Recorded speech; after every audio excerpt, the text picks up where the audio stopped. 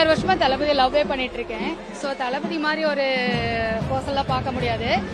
அவரை விமர்சனம் பண்றவங்களுக்கு நான் என்ன சொல்லணும்னா, ஆமா 26 வருஷமா லவ் பண்ணிட்டு இருக்கேன் அவரை. அதனால அதெல்லாம் எழுதியிருக்கேன், நிறைய எழுதியிருக்கேன்.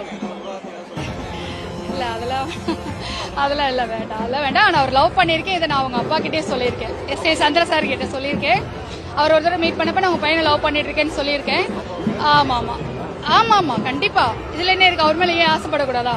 எனக்கு விஜய் ரொம்ப பிடிக்கும், தளபதி லவ் பண்ணிட்டு இருக்கேன், இப்போ வரைக்கும் லவ் பண்ணிட்டு இருக்கேன். ஸோ அவருக்கான மாற்றம் இதுதான் ஸ்டார்ட் ஆயிடுச்சு. அவர் நல்லபடியா அரசியல்ல வருவாரு, அதுக்கான வாழ்த்துக்கள்.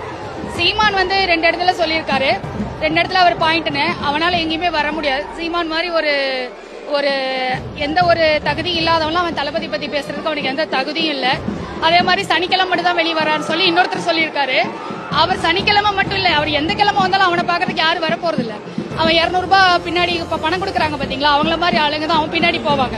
ஆனா என் தளபதி முன்னாடி காலையில இருந்து இப்படி சாப்பிடாம கொள்ளாம இந்த வெயிலே பொருட்படுத்தாம என்ன மாதிரி இருக்க நிறைய பேர் நின்றுட்டு இருக்காங்க. இதெல்லாம் தளபதினு ஒரு மாற்றத்துக்காக தான் நாங்க வந்திருக்கோம்.